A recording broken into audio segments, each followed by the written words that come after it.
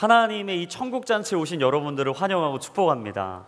왜냐하면 하나님이 오늘도 우리를 기다리고 계시는 그 마음은 잃어버린 길을 잃은 한 마리의 양을 찾는 그 마음이죠.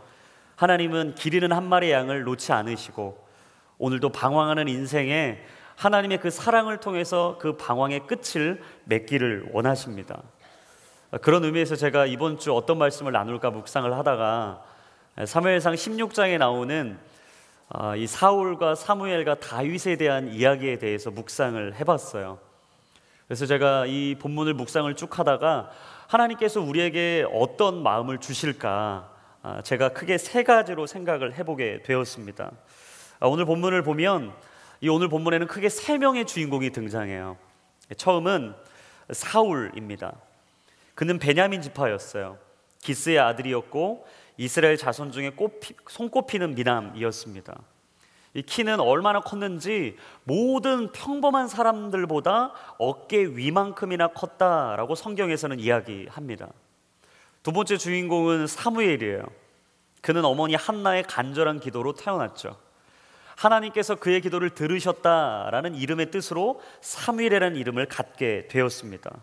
이스라엘에서는 그보다 더 대단한 선지자가 없었다라고 말할 정도로 기도의 사람이었습니다. 마지막 세 번째 주인공은 다윗이에요. 이 다윗은 여러분들이 너무나 잘 아시는 것처럼 베들레헴 사람 이새의 아버지 밑에서 태어났습니다. 형제가 8명이었어요. 놀라운 사실은 남자가 1명, 2명도 아니고 8명. 근데 8명 중에 가장 막내. 제가 이 차세대를 섬기고 계시는 한 목사님의 얼마 전에 셋째 아들이 태어났어요. 놀라운 사실은 첫째도 아들, 둘째도 아들, 셋째도 아들이 태어나니까 이분이 갑자기 좌절에 빠지셔가지고 교회 오셔가지고 상당히 시무룩한 표정을 짓고 숨막히는 하루하루를 살고 있다고 저한테 말씀을 하시더라고요. 그러니까 여러분 상상해 보세요. 다윗이 얼마나 숨막히는 정말 이 팍팍한 강팍한 가정 상황 속에 있었는지를 우리는 오늘 본문을 통해서 쉽게 알 수가 있는 것입니다. 그래서 그는 항상 들판에서 양치는 목동의 임무를 도맡아 감당했어요. 형들이 하지 않는 임무를, 남들이 하지 않는 일을 늘 언제나 자신의 몫으로 알고 다윗은 감당했었죠. 그래서 저는 오늘 이 세 사람을 중심으로 하나님께 버림받은 사람의 인생과 택함을 받은 사람의 인생, 그리고 사람의 선택과 하나님의 선택은 어떤 것인지 같이 한번 하나님의 은혜를 나누어 보도록 하겠습니다. 오늘 본문의 1절의 말씀인데요, 다시 한번 우리 자막을 통해서 읽어보겠습니다. 시작.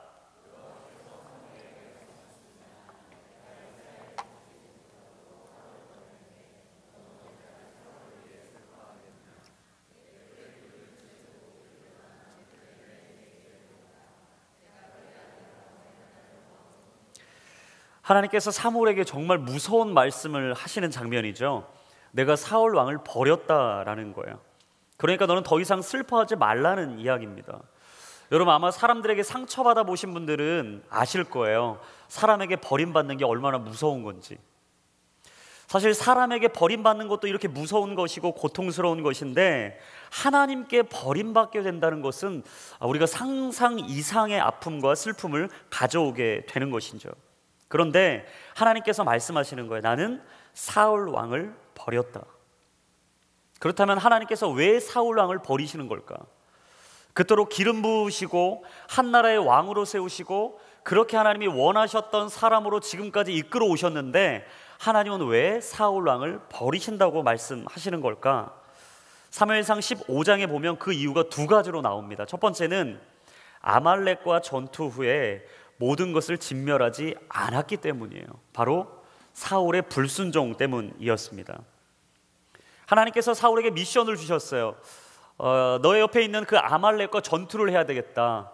내가 나아가서 전쟁을 할 때 내가 너보다 더 앞서가 일할 것이고 내가 생각하지도 상상하지도 못했던 방법으로 그 전투에 승리를 줄 것이다. 그런데 단 한 가지 약속이 필요하다. 그것은 내가 전쟁의 승리 이후에 얻게 되는 모든 것을 다 진멸해야 된다라고 하나님이 사울에게 말씀을 하셨어요. 그래놓고 하나님께서 말씀하신 그 장면 이후에 사울이 가져왔던 마음은 무엇이냐? 탐욕과 욕심이었습니다. 하나님의 말씀을 까마득히 잊어버렸어요. 그리고 자신의 탐욕과 욕심에 사로잡힌 사울은 하나님의 말씀에 순종하지 않았죠. 그 말씀이 사무엘상 15장 9절에 나옵니다. 우리 같이 한번 읽어보겠습니다. 시작. 그러나 사울과 그의 군대는 아각뿐만 아니라 양과 소들 가운데 가장 좋은 것과 살찐 송아지와 어린 양들을 비롯해 좋은 것들은 없애지 않고 남겨두었고 보잘것없고 약한 것들만 없애버렸습니다. 자기가 보기에 좋은 것은 남기고 보잘것없고 약한 것은 없앴다.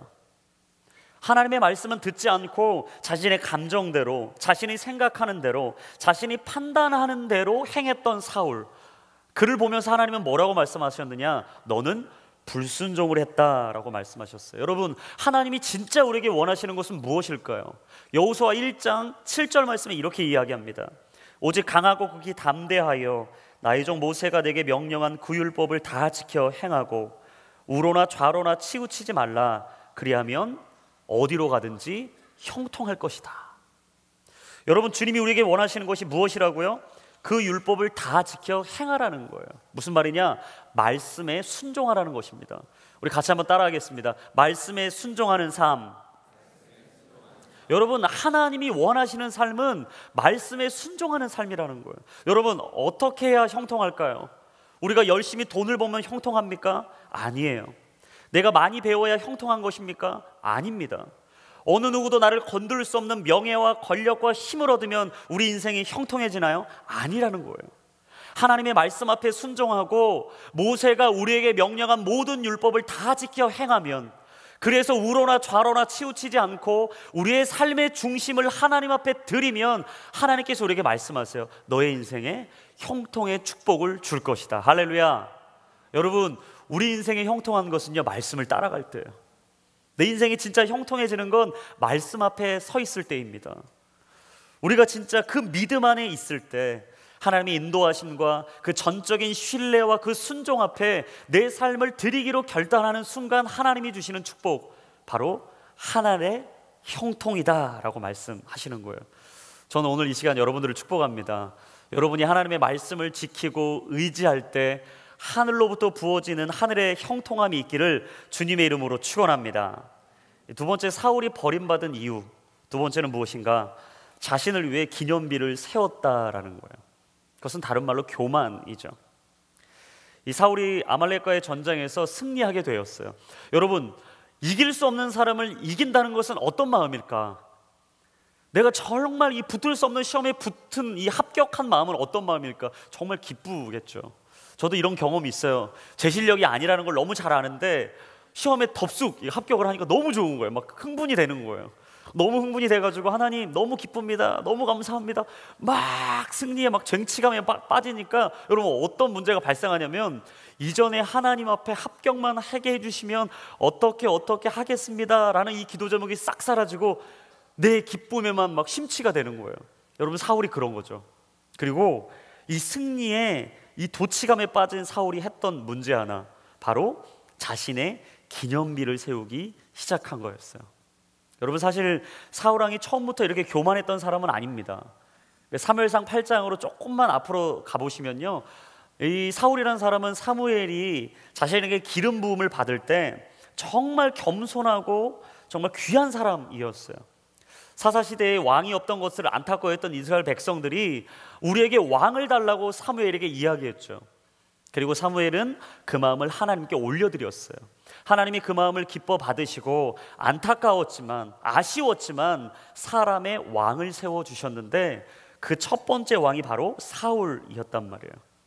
근데 사울이 처음 콜링을 받았을 때 이 사무엘상 9장 21절에 보니까 이렇게 대답을 했습니다. 우리 같이 한번 읽어보겠습니다. 시작. 사울이 대답했습니다. 저는 이스라엘 지파 가운데 가장 작은 베냐민 지파 사람이 아닙니까? 게다가 저희 가정은 베냐민 지파 가운데서도 가장 보잘것없는 가정이 아닙니까? 왜 제게 그런 말씀을 하십니까? 여러분, 무슨 말이에요? 우리 가문 말고 더 좋은 가문이 많은데 왜 저입니까? 저보다 훌륭한 사람이 많은데 다른 곳에서 왕을 찾아보시지 왜 저입니까? 라고 물어보고 있는 거예요. 그만큼 사울은요, 자신 안의 연약함과 부족함을 정확히 알았던 사람이었습니다. 누구보다 겸손했어요. 누구보다 나는 보잘것없는 사람이라는 걸 알고 있었어요. 하나님의 힘이 아니면, 하나님이 나를 붙잡아 주시지 않으면, 하나님의 은혜로 나를 다스려 주시지 않으면 나는 결코 살아갈 수 없는 지극히 연약한 피조물이라는 것을 사울은 알고 있었다라는 거예요. 그런데 그 사울이란 사람이 세상의 풍파와 세월의 흐름 가운데 변하기 시작했어요. 변질되기 시작했어요. 여러분, 진짜 사람이 무서운 게 언제인지 아세요? 사람이 변할 때입니다. 정말 믿었던 사람이요, 마음이 바뀌면 정말 무서운 거예요. 이 사람은 나를 배신하지 않겠지라고 믿었는데 배신을 딱 당하면요, 정말 마음이, 억장이 무너지는 거예요. 그래서 제가 항상 강조하는 게 있어요. 첫 마음을 잘 지킵시다. 우리 같이 한번 선포합시다. 첫 마음을 잘 지킵시다. 여러분, 우리가 일평생 믿음 생활하면서 이 한 가지 꼭 기도해야 됩니다. 하나님, 내가 첫사랑을 잊지 않게 하여 주옵소서.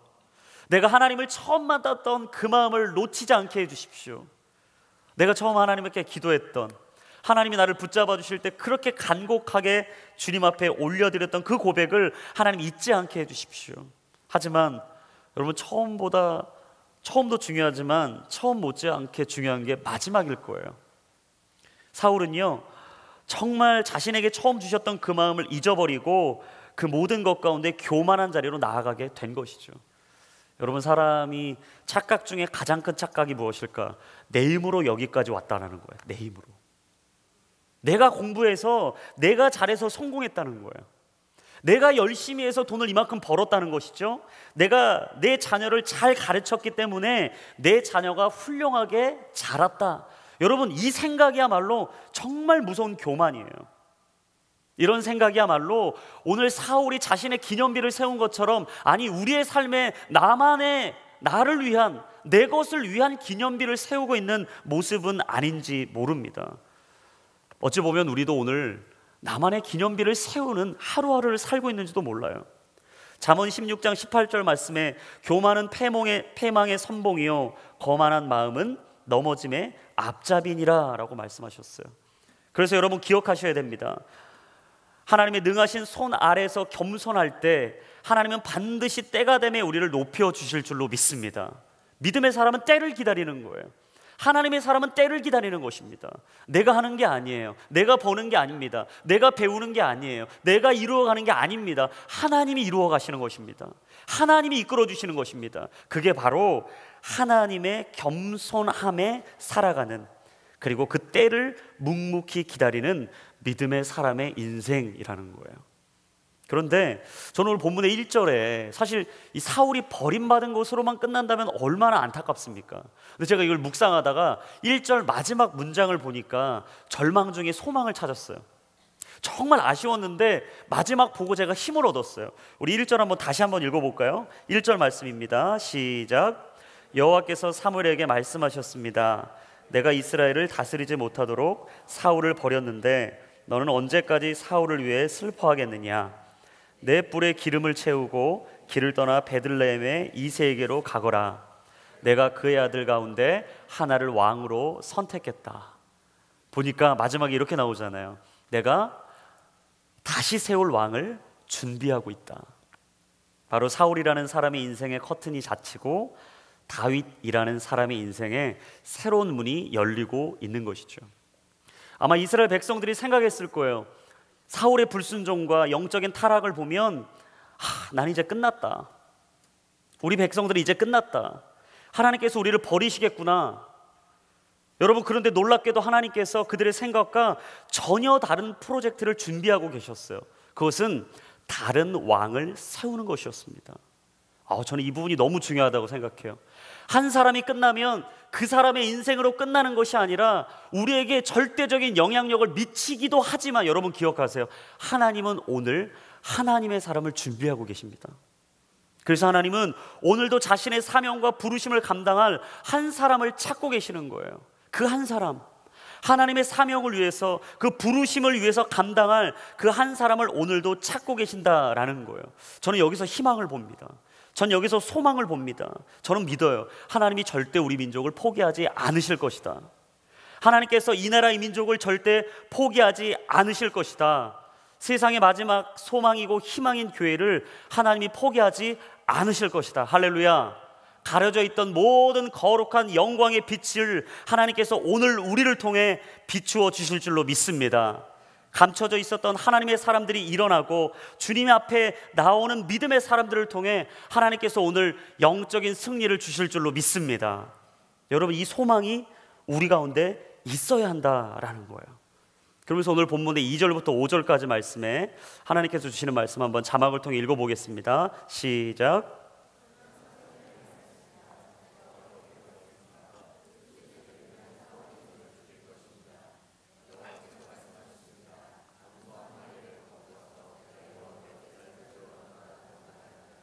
그리고 이새를 제사 드리는 데 초청하여라. 그러면 어떻게 해야 할지 내가 내게 알려주겠다.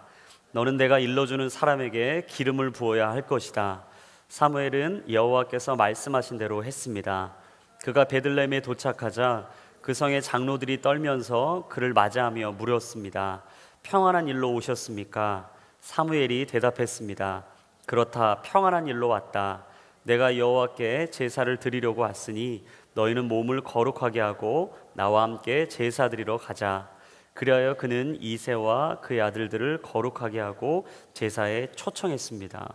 여러분, 2절에 보시면 사무엘이 이렇게 말합니다. 하나님, 제가 어떻게 갑니까? 아마 사울이, 그 백성들이 이 소식을 들으면 저를 가만두지 않을 것입니다. 여러분, 기도의 사람 선지자 이 사무엘도요, 두려워 떨었어요. 자신 앞에 어떤 일이 벌어질지 모르니까 두려워 떨었어요. 상황과 현실이 녹록하지 않다는 것을 직감했던 거죠. 쉽지 않다는 것을 사무엘은 알았던 거예요. 여러분, 우리도 때로 사무엘과 같이 막막한 현실 앞에서 두려움이라는 감정의 영적인 눌림을 받을 때가 있어요. 죽음의 위협 앞에 작아질 때가 있습니다. 사방에 우겨싸임을 당한 것 같은 느낌이 들 때가 있어요. 이 재정, 이 건강, 이 시간을 아무리 따져보고 하나님께 드려도 내 인생에 바뀌지 않겠다, 내 인생 변화 없겠다라고 드는 생각이 있을 때가 있습니다. 그런데 그때 3절에 하나님이 우리에게 이렇게 말씀하신다는 거예요. 그러면 어떻게 해야 할지 내가 내게 알려주겠다. 무슨 말이에요? 내가 믿음으로 나아가면, 막막하지만 두렵지만 보이지 않는 미래이지만 믿음으로 너의 발걸음을 떼기 시작하면, 하나님의 말씀에 순종하면 그 다음 스텝을 너에게 알려주겠다라는 거예요. 여러분, 걱정하지 마세요. 다음 미래를 너무 걱정하지 마세요. 하나님이 인도해 주신다는 거예요. 너무 걱정하지 마. 너무 생각 많이 하지 마. 너무 복잡하게 막 생각하지 마. 그 다음은 내가 책임질게. 할렐루야. 하나님 말씀하시는 거예요. 그 다음은 내가 책임질게. 너무 걱정하지 마. 여러분, 근데 그럴 때마다 우리가 하는 말이 뭐예요? 하나님, 미리 알려주시면 갈게요. 미리 알려주시면. 하나님, 미리 말씀해 주시면 갈게요. 내가 그 미래를 알면 갈게요. 보면 갈게요. 들으면 갈게요. 당장 말씀해 주시면 내가 갈 테니까 빨리 내 다음을 알려주세요. 여러분, 우리는 내일을 알고 싶어요. 다음을 알고 싶어 한다고요. 그 다음이 뭐가 있는지 늘 우리의 마음에 알고 싶은 이 욕망이 있어요. 그런데 여러분, 내일을 알면 지금 있는 우리의 염려가 끝이 날까요? 우리 걱정이 끝날까요? 내 근심이 끝날까요? 아닙니다. 사실 우리가 다음을 알고 싶기 때문에 사주팔자도 보잖아요. 저번 주 말씀드렸잖아요. 점도 치잖아요. 여러 가지로 막 미래를 알고 싶어서 아둥바둥 하잖아요. 그 이유가 뭐예요? 미래를 알면 내 문제가 다 풀릴 거라고 생각해요. 여러분, 하지만 인생은요, 다 알고 사는 게 아닙니다. 한 치 앞을 모르고 사는 게 인생이라고 그랬어요. 어제를 살아서 오늘이 있는 것이고, 오늘을 살면 내일이 있을 것이고, 이 내일을 위해서 오늘을 준비하면 반드시 하나님이 내 인생에 하나님의 때를 허락해 주실 것이다. 할렐루야. 여러분, 이 믿음이 있을 때 우리는 하나님 안에 거하는 인생을 살게 되는 것이에요. 아브라함이 미래를 알고 갔습니까? 아니에요. 75세였습니다. 하나님이 아무것도 말씀해 주시지 않으셨어요. 건강하고 든든하고 안전한 자신의 삶을 다 내려놓고 그가 그 길을 떠난 것은 믿음 하나였습니다. 여러분, 이삭이 자신이 파는 우물마다 자신의 대적들에게 다 나누어 줬어요. 야, 너 그거 내놔. 오케이, 가져가. 야, 그 우물도 내게 줘. 오케이, 그것도 가져가. 여러분, 이삭이 왜 그런 결단을 할 수 있었을까? 딱 하나입니다. 하나님이 내 인생의 미래를 주장하시는 분이시다. 여러분, 요셉은요 자신의 앞날을 알 수 없었어요. 오늘 내가 이 구렁텅이에 빠지지만, 내가 오늘 이 감옥에 갇히지만, 내가 오늘도 이 노예 생활을 하는 것처럼 내 삶이 끝없는 영적인 이 추락을 갖고 있지만, 그 사람은 끝없이 믿었던 한 가지, 하나님이 내 인생을 책임져 주실 것이다. 여러분, 모세는 어떻습니까? 자신의 연약함과 부족함을 알았음에도 불구하고 여호와의 말씀대로 순종하여 믿음으로 광야의 길을 떠난 거였단 말이에요. 그런데 이들의 공통점이 있어요. 그게 오늘 본문의 4절에 나옵니다. 이렇게 얘기해요.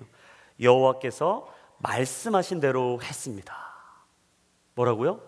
여호와께서 말씀하신 대로 했다는 거예요. 내가 생각하는 대로 한 게 아니라, 내가 마음먹은 대로 한 게 아니라 여호와께서 말씀하신 대로 했다. 우리 같이 한번 믿음으로 한번 선포합시다. 여호와께서 말씀하신 대로 했습니다. 여러분, 진짜 우리 삶에 고백해야 될 신앙 고백의 한 가지, 여호와께서 말씀하시는 대로 하겠습니다. 하나님이 말씀하시는 대로 걸어가겠습니다. 하나님의 말씀이면 내가 미래로 당장 이 길을 달려가겠습니다. 여러분, 이게 바로 믿음이라는 거예요. 그래서 저는 오늘도 이 기도를 했으면 좋겠어요. 하나님, 내가 하나님의 말씀대로 살아가게 해주십시오. 내가 하나님의 말씀대로 한 걸음 한 걸음 살아가게 해주십시오. 그리고 그 믿음은 바라는 것들의 실상이고 보이지 않는 것들의 증거라고 말씀하셨는데, 내가 오늘도 주님의 뜻을 보게 하여 주시고 믿음의 선진들이 걸어간 그 믿음의 길을 포기하지 않고 걸어갈 수 있도록 내게 담대함을 허락하여 주시옵소서. 여러분, 이게 바로 오늘 우리의 고백이 되어야 된다라는 거예요. 그렇게 사무엘은 여호와께서 말씀하신 대로 믿음을 따라 새로운 왕을 찾아 떠났습니다. 그리고 6절에 이렇게 얘기해요. 우리 6절의 말씀 시작. 그들이 도착하자 사무엘이 엘리압을 보고 생각했습니다. 여호와께서 기름 부으실 사람이 정말 여호와 앞에 나와 있구나. 여러분, 6절에 보시면요, 엘리압이 매우 멋진 사람이었다는 것을 추측할 수 있어요. 왜냐하면 사무엘의 마음에 엘리압이 딱 나타나니까 이런 마음이 들고, 와, 이 사람이 진짜 하나님이 선택한 사람이다. 그래, 이 사람이 하나님께서 그토록 기다리고 있었던 사람인가 보다 라는 마음이 딱 들었다는 거예요. 바로 인간적인 마음이 들었던 거죠.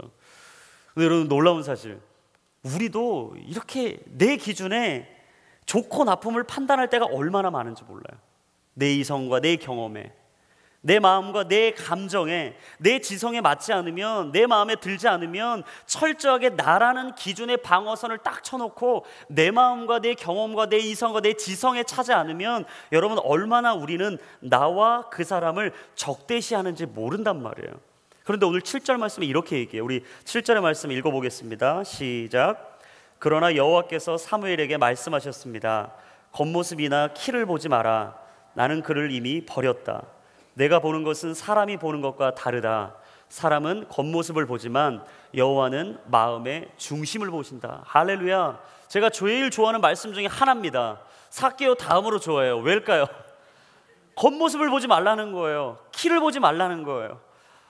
저는 항상 삭개오 이야기가 이 본문을 볼 때마다 늘 감동을 받고 도전을 받고 하나님의 은혜를 경험하지만, 여러분, 우리가 청년을 때를 살 때 우리가 배우자를 선택하는 기준도 이래야 돼요. 저는 여러분들에게 이 기준이 있었으면 좋겠어요. 너무 겉모습 따지지 마십시오. 너무 준비된 것 때문에 저 사람은 얼마나 준비됐나, 저 사람은 얼마나 많이 가지고 있나, 저 사람의 가정은 얼마나 좋은 가정인가, 저 사람의 집안은 얼마나 든든한 집안, 이거 보지 마세요. 여러분, 하나님 오늘 정확히 말씀하십니다. 하나님은 겉모습을 보시지 않는다. 무엇을 보신다고요? 마음의 중심을 보신다. 같이 한번 따라합시다. 마음의 중심을 보십니다. 여러분, 자신에게 한번 선포하세요. 하나님은 마음의 중심을 보십니다. 여러분, 하나님은 우리 마음의 중심을 보신다는 거예요. 내가 아무리 많은 겉모습을 가지고 있어도, 내가 얼마나 멋진 세상의 기준에 맞는 것을 가지고 있어도, 하나님은요, 우리의 마음의 중심을 보신다는 거예요. 혹시 다른 사람의 평가 때문에 힘들고 지친 분들 계십니까? 오늘 이 시간 여러분들을 위로하고 축복합니다. 괜찮습니다. 하나님이 말씀하십니다. 여러분의 중심을 보신다고 말씀하십니다. 혹시 끝없이 다른 사람들의 그 기준 속에서 내가 맞지 않아서, 나를 알아주지 않아서 세상에 나 혼자인 것 같이 느껴져서 오늘도 외로움에, 쓸쓸함에 허덕이고 계신 분들, 오늘 이 시간 여러분들을 위로하고 축복합니다. 하나님께서 여러분에게 말씀하십니다. 하나님은 여러분의 중심을 보십니다. 여러분, 주님 말씀하시는 거예요. 괜찮아, 괜찮아. 나는 너의 마음을 보고 있어. 내가 가지고 있는 그 마음 하나로 나는 너의 삶을 보고 있어. 여러분, 과거를 놓아야 현재를 얻을 수 있어요. 과거를 떠나야 현재를 살 수 있어요. 현재를 떠나보내지 않으면 더 나은 미래를 맞이할 수 없는 것입니다. 그래야 우리는 사람에서 자유할 수 있어요. 그래야 우리는 사람의 평가에서 자유할 수 있어요. 그래야 오늘도 우리의 마음의 중심을 보시는 하나님을 바라보면서 하나님의 음성에 집중할 수 있는 것이죠. 그러면서 계속해서 이새는요, 자신의 아들을 사무엘에게 계속 보여줬어요. 엘리압을 보여줬습니다. 아비나답을 보여줬어요. 그리고 삼마도 보여줬습니다. 마지막 7 아들을 다 보여줄 때까지 사무엘이 이야기하는 거예요. 이들은 여호와께서 선택하신 사람이 아닙니다. 여러분, 사실 이새가 이 말을 들었을 때 청천벽력 같은 얘기를 들은 거죠. 생각하지 못했던 얘기를 들었던 이 이새의 마음에 얼마나 어려움이 있었겠습니까? 그런데 마지막 사무엘이 11절에 이렇게 얘기해요. 우리 11절 말씀입니다. 같이 한번 읽어보겠습니다. 시작. 사무엘이 이새에게 물었습니다. 내 아들이 다 온 것이냐? 이새가 대답했습니다. 막내가 하나 있기는 한데 지금 양들을 돌보고 있습니다. 사무엘이 말했습니다. 그를 불러오너라. 그가 도착할 때까지 식사 자리에 앉지 않겠다. 드디어 세 번째 주인공 다윗이 등장하는 거예요. 목동이었던 다윗. 드디어 왕으로 준비되는 이 준비의 과정 속에 다윗이 등장합니다. 근데 저는 이걸 묵상하다가 그런 생각을 해봤습니다. 다윗이 지금 사무엘이 자기 집에 찾아와서 형들을 보고 있는 얘기를 몰랐을까? 여러분, 다윗이 몰랐을 것 같아요? 알았겠죠. 자기는 열심히 들판에서 양을 치고 있는데 집에서는 형들을 보면서 누가 왕이 될 것인가를 간택하고 있는 그 이야기를 다윗이 몰랐을까요? 들었을 거예요. 인간적인 마음에 힘들었겠죠. 우리 같았으면 당장 그 양치는 것을 내려놓고 아마 얼른 집에 뛰어가서 아버지에게 얘기했을 거예요. 아빠, 저도 여기 있는데 왜 나는 지금 안 보여주는 겁니까? 아버지, 저도 있습니다. 아빠, 저도 있습니다. 저를 봐주십시오. 이 마음이 들지 않았겠어요? 근데 저는 이걸 묵상하다 참 다윗이 대단하다. 다윗은 최선을 다해 자신의 자리를 지켰다는 거예요. 복잡한 내면의 갈등이 있었지만, 마음이 힘들었지만, 지금 집에서 일어나고 있는 그 수많은 일 때문에 지금 내게 놓여져 있는 이 일을 포기하고 내려놓을 수도 있었지만, 다윗은 알았던 거예요. 하나님은 겉모습을 보시는 분이 아니라 마음의 중심을 보는 분이라는 걸. 내가 어느 포지션에 올라가고 어떤 자리에 가고 어떤 사람과 함께 어떤 인생을 살아가느냐 보다도 하나님은 오늘 우리의 마음의 중심을 무엇보다도 소중하고 귀하게 여기신다는 걸 다윗은 알았던 것이죠. 그렇게 작은 일 속에서도 최선을 다하는 사람, 남들이 보지 않아도 모든 것을 주님께 하듯 열심으로 그 일을 감당하는 사람, 나의 모든 것을 들여 하나님의 기쁨이 될 수만 있다면 기꺼이 양치는 목동으로 평생을 살아도 내 평생 하나님만을 위해 살겠다는 그 다윗의 고백. 여러분, 바로 그 다윗은 목동에서 왕으로 준비되고 있었던 것입니다. 여러분, 기억하십시오. 절대 처음부터 큰 기회가 오지 않습니다. 절대 처음부터 세상이 우리에게 큰 자리를 주지 않아요. 작은 기회들이 잘 쌓이면 놀라운 기적이 되는 것이죠. 열심히 살다 보면 하나님이 세우시는 그 자리로 가게 되는 것입니다. 살다 보면 크신 계획 다 알 수 없죠. 여러분, 어떻게 하나님의 계획을 다 알 수 있습니까? 그러나 한 걸음 한 걸음 걸어가다 보면 작은 고난 속에서도 지치고 버티고 견디지만 결국 하나님을 바라보면, 예수님을 바라보면 하늘의 평안이 우리 가운데 임하는 것입니다. 작은 고난 속에서 지칠 수 있습니다. 넘어질 수 있습니다. 하지만 오늘 이 시간 여러분들에게 축복합니다. 오늘 그 자리를 견딜 때, 오늘 예수님을 바라볼 때, 오늘 예수님을 붙잡을 때 하나님께서 여러분의 인생 가운데 하늘의 형통함을 허락해 주실 줄로 믿습니다. 여러분, 예배는요, 상황을 보는 게 아니에요. 예배는 예수님을 바라보는 것입니다. 예수를 믿는다는 것은 내게 놓여진 일을 보고 내게 놓여진 상황 속에 매몰되는 것이 아니라, 내 힘이 아니라, 내 능력이 아니라 하나님께서 내 인생을 붙잡아 주실 것을 믿고 그 길로 가는 것, 이게 바로 믿음의 인생이라는 거예요. 이해되면 신뢰하겠다. 이해되면 하나님을 믿겠다. 여러분, 평생 하나님 못 믿습니다.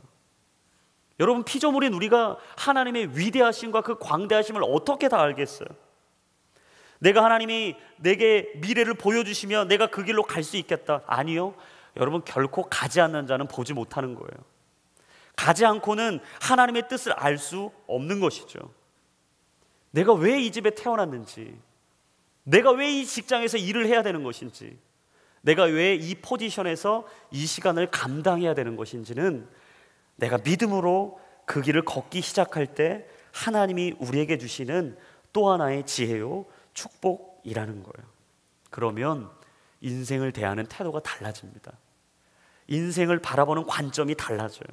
여러분, 많은 것을 가져야 자유해진다. 아닙니다. 내가 많은 것을 누려야 자유해질 수 있다. 아니에요. 진짜 내가 붙잡고 내가 진짜 붙들어야 될 것을 붙잡으면 여러분, 그때부터 우리는 자유하게 돼 있어요. 예수 믿는 사람들은요, 제가 저번에도 계속 얘기했어요. 자존심으로 사는 사람들이 아니다. 자존감으로 사는 사람들이다. 여러분, 너무 세상에 자존심 세우지 마십시오. 그 자존심이 꺾이면 내 인생이 꺾이게 돼 있어요. 그 자존심을 짓뭉개지면 여러분, 우리 마음까지 상하게 돼 있어요. 너무 자존심 세우실 필요 없습니다. 하지만 한 가지는 필요해요. 자존감이 필요해요. 하나님이 오늘도 나를 사랑하신다는 그 마음, 오늘도 내 삶의 중심을 보신다는 그 믿음, 그리고 하나님께서 예수 믿는 사람들에게 넘어지고 쓰러지고 깨어지고 실수를 반복해도 오늘도 나를 포기하지 않으신다는 그 믿음. 그러면 환경에서 자유하게 돼요. 불안함 가운데 자유하게 돼 있습니다. 그리고 오늘 나를 세우시고 이끄시는 그 자리에서 하나님을 믿고 신뢰하게 되어 있습니다. 여러분, 사람들이 가장 두려워하고 무서워하는 게요, 잊혀지는 겁니다. 잊혀지는 거예요. 사실 다윗도 오늘 본문을 보면 잊혀졌던 사람이에요. 아버지 이새에게 잊혀졌어요. 사무엘이 와서 너희의 집에 왕이 있다라고 얘기하고 하나님이 기름 부음을 원한다라고 얘기했을 때 7 아들을 다 보여줬어요. 근데 마지막 다윗은 아버지도 잊어버렸어요. 아, 얘는 아니겠지. 얘는 아닐 거야. 무슨 이런 애를 왕으로 세우겠어. 아버지 이새도 다윗을 보면서 목동 다윗으로만 생각했던 거예요. 놀라운 사실은 막내였던 다윗은 아버지에게 잊혀지는 걸 두려워하지 않았다는 사실이에요. 그 잊혀짐이 두려웠다면 양치기, 이 목동의 자리를 떠나서 아마 인생에 방황을 했겠죠. 하지만 다윗은요, 묵묵히 자신의 자리를 지켰어요. 이유는 한 가지였습니다. 사람에게 잊혀져도 하나님께 기억되는 게 진짜라는 걸 믿었기 때문이에요. 여러분, 왜 우리가 세상에서 넘어지고 깨어지고 왜 슬퍼하며 답답해하고 내 믿음이 흔들리는가? 이유는 한 가지입니다. 세상에 잊혀진다고 생각하기 때문이에요. 사람들이 나를 알아주지 않는다고 생각하기 때문이에요. 사람들이 나를 기억해 줬으면 좋겠는데 내 이름 석자를 잊어버리기 시작할 때, 아니 내 이름이 잊혀질 때, 여러분, 우리가 너무나 슬퍼지는 것이죠. 근데 다윗은 그 목동의 자리에서 하나님의 때를 기다렸어요. 하나님이 나를 알아주실 때를 기다렸다는 거예요. 반드시 하나님이 내가 땀을 흘리고 열심히 일하면 나를 기억해 주실 거야. 사람이 나를 잊어도 하나님은 나를 기억하실 거야. 내 겉모습을 보시는 분이 아니라 내 마음의 중심을 보시는 분이니까. 그리고 열심히 땀을 흘렸죠. 그리고 사람의 선택이 아니라 하나님의 선택을 기다리고 있었던 거예요. 저는 사실 이 선택이라는 단어를 떠올릴 때마다 늘 기억나는 한 분이 있어요. 아세아연합 신학교에서 많은 신학생들을 또 가르치고 계신 우리 이한영 교수님, 예전에 저희에게 오셔서 많은 간증도 나눠주셨지만 저는 그분이 나누어줬던 그 선택에 대한 간증이 아직도 잊혀지지 않습니다. 자신의 어머니가 늘 하셨던 말씀, 한영아, 잘 되는 식당 가지 말고 잘 안 되는 식당 가라. 너무 맛집 찾아가지 말고 맛없는 곳 가서 내가 한 그릇이라도 더 팔아주면 오히려 그게 하나님이 원하는 거다. 정말 인상 깊었던 게 어머니하고 우리 교수님이 휴게소에 들렸는데 어머니가 갑자기 휴게소에서 안 보인다는 거죠. 두리번 엄마를 찾는데 어머니가 저 멀치에서 뭔가를 사고 있다는 거예요. 사람들이 다 안 사는 거, 가지도 않는 곳 그 구석에 가셔가지고 그걸 사면서 가져오셔가지고 먹지도 않고 필요도 없는 그걸 가져오셔서 얘기하신다는 거죠. 어머니 그거 왜 사셨어요? 내가 이걸 사줘야지 저 사람이 위로받잖아. 여러분, 진짜 이 선택은 우리 인생 가운데 아주 중요합니다. 여러분, 전도 집회에서 우리가 그렇게 생각할 수 있어요. 누군가 데리고 오겠지, 그 사람에게 누군가 복음 전하겠지. 아니요, 여러분이 전하지 않으면 일평생 그에게 복음이 전해지지 않을 수도 있어요. 무슨 크리스마스 날 무슨 교회를 또 가서 봉사를 하고 멀리 가고 돈을 내고 시간을 투자하고 내 젊음을 투자하냐. 누군가 가겠지. 아닙니다. 여러분이 가지 않으면 그 지옥교회는 어느 누구도 찾지 않는 외로운 교회가 될 수 있어요. 오늘 하나님은 우리의 선택과 하나님의 선택 가운데 우리에게 콜링하십니다. 나는 너를 목동에서 왕으로 세우길 원한다. 내가 서 있는 그곳에서 최선을 다하고 믿음으로 그 길을 걸으면 내가 반드시 때가 되매 너를 들어 사용할 것이다. 그리고 내가 너를 보내는 그곳에 내가 가길 원한다 라고 하나님께서 말씀하고 계십니다. 그러면서 마지막 13절에 이렇게 얘기해요. 사무엘은 기름이 담긴 뿔을 가져와 그 형제들 앞에서 다윗에게 기름을 부었습니다. 그리고 그날 이후로 여호와의 영이 크게 다윗에게 임했습니다. 저는 이게 너무 좋았어요. 하나님이 우리를 그냥 보내지 않으십니다. 일평생 여러분을 그냥 보내지 않으십니다. 평생도록 여러분을 홀로 두지 않으십니다. 성령께서 여러분과 함께 하실 것입니다. 하나님이 여러분을 택하시고 여러분을 일으키시고 여러분을 세우실 때 여호와의 영이 여러분에게 강하게 역사할 줄로 믿습니다. 어둠은 떠날 것입니다. 막힌 문은 열리게 될 것입니다. 여러분의 인생에 그토록 기대할 수 없었던 하늘의 영광이 여러분의 인생을 덮게 되는 은혜가 있기를 주님의 이름으로 축원합니다.